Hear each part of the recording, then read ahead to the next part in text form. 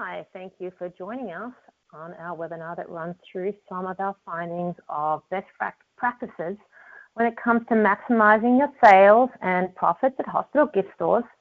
As we continue here, the only other thing I'd like to note is all the pictures you see are parts of former clients that have hired us for insight on improving their gift store operations. So I hope you enjoy the webinar.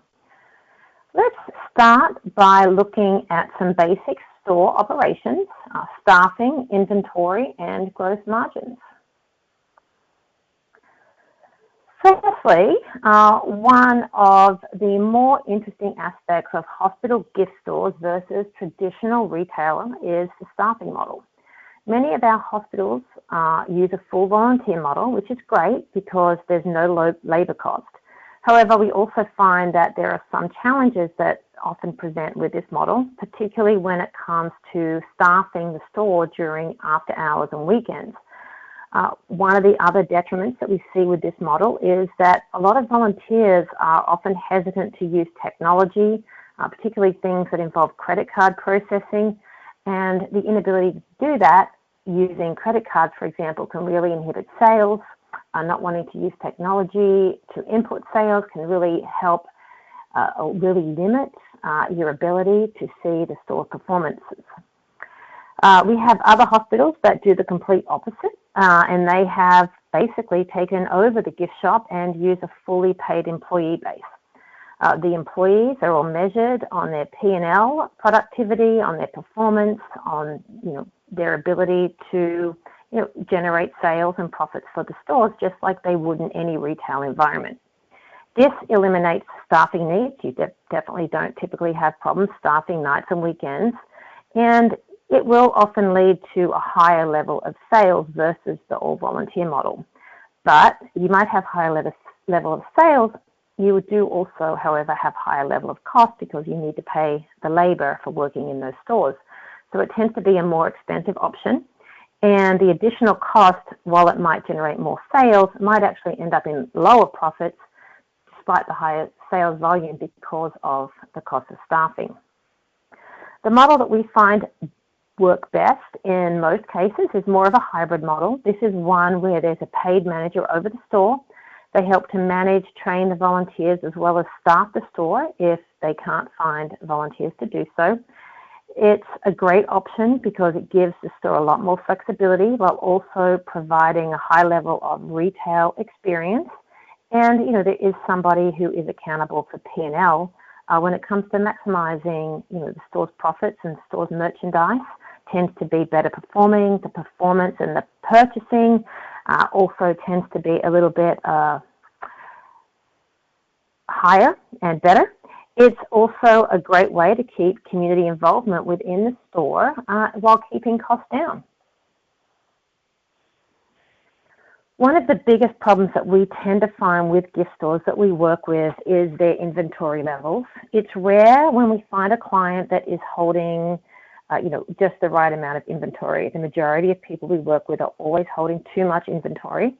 To help our clients understand how to approach this, some of the bigger picture recommendations that we generally make are that understanding how to manage inventory of staple items is much different to how you manage inventory of fashion items. The ideal point for inventory turns is around 5 to 6 times and up to 10 to 12 times for those items that can be quickly replenished. You never really want to hold more than 2 to 3 months of inventory in any category. A way to try to manage this is to rank merchandise by its importance to determine, which products should never be out of stock. So which we will always have inventory for. What should be allowed to be out of stock occasionally and what really just isn't working and should be deleted from inventory altogether. Next, in analyzing and helping gift stores, we generally expect to be able to achieve gross margins in the range of 40 to 50%. The biggest deterrents tend to be candy, probably the highest sales category by volume, but the one with the lowest gross margins, typically in the 30 to 35% range. The biggest contributors tend to be jewelry, which has gross margins of often multiple hundreds of percent. To help keep margins high, it's really important to understand markdowns. These are often the biggest deterrents to margins, and how you minimize a markdown's gross margin impact.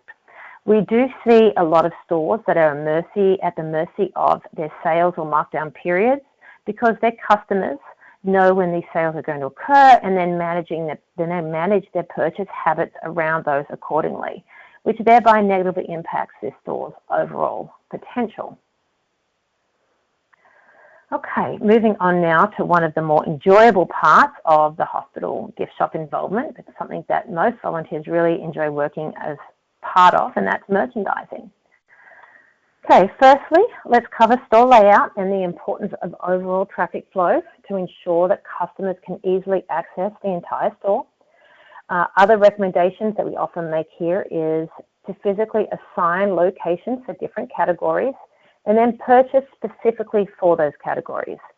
So example, somebody walks into the store, the category you probably want at the front is a seasonal category. Make sure you purchase the right amount for that category, and therefore, as that category moves, as the seasonal piece becomes out of season, maybe you move it to a different part of the store where it isn't such front and center. It's also important that you maintain line of sight merchandising throughout the store so that when a customer enters the store or when they're in any part of the store, they can see what else is on offer in the store. I'm going to go through some of the more popular categories, starting with jewellery, accessories and apparel. These are all big draw cards for female shoppers, and with the customer base of a hospital typically being dominated by a majority of female nurses, catering to this segment is crucial.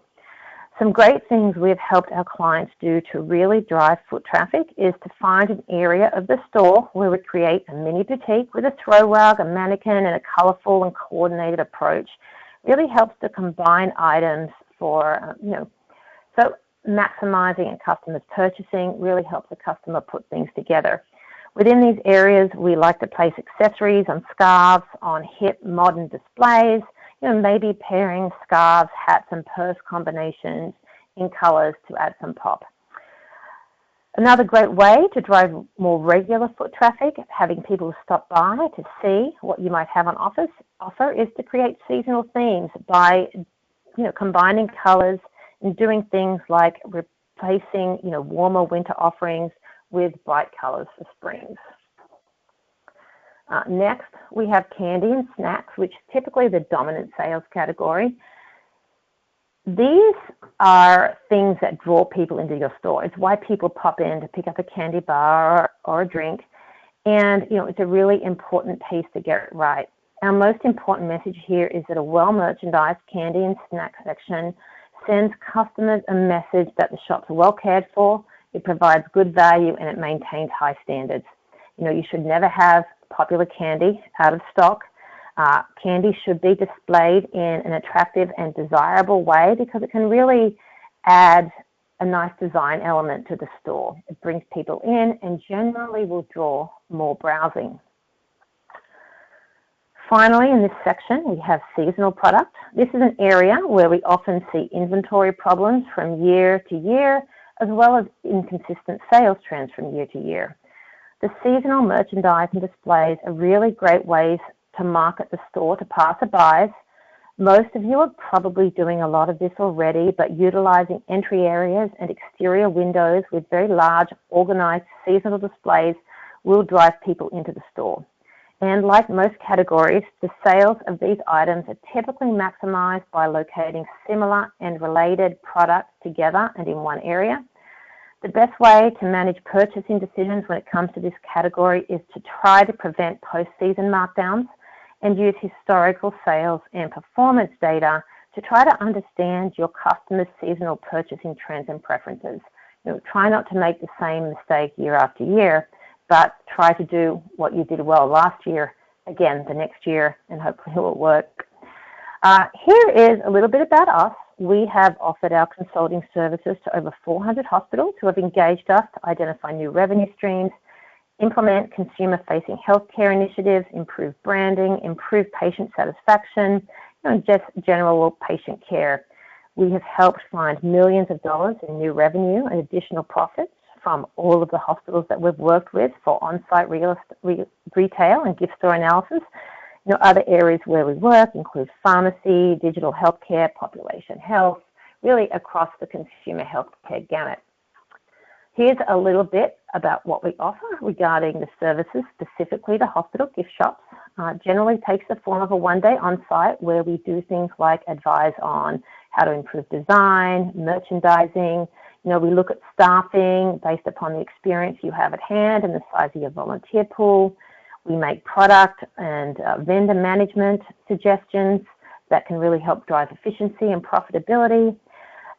And we look at what has worked well at other hospital gift shops and let you know about those as well. We also look at any technology needs you might have.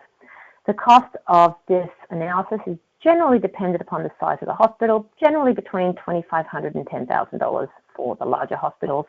At completion, we present our recommendations and suggestions and also have a fairly significant report that we give you that includes the suggestions, the recommendations, and an implementation plan.